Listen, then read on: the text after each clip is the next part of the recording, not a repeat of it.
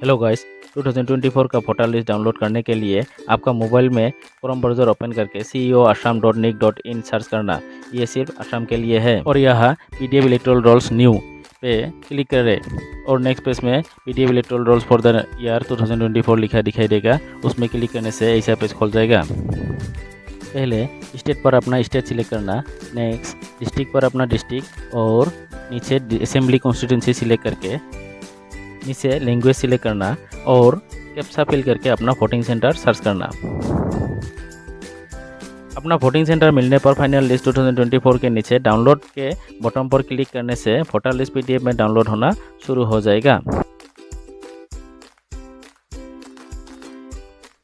Download पूरा होने के बाद राइट साइड ऊपर 3 डॉट्स पे क्लिक करके डाउनलोड में अपना वोटर लिस्ट पीडीएफ में देख पाएंगे। Thank you for watching my video.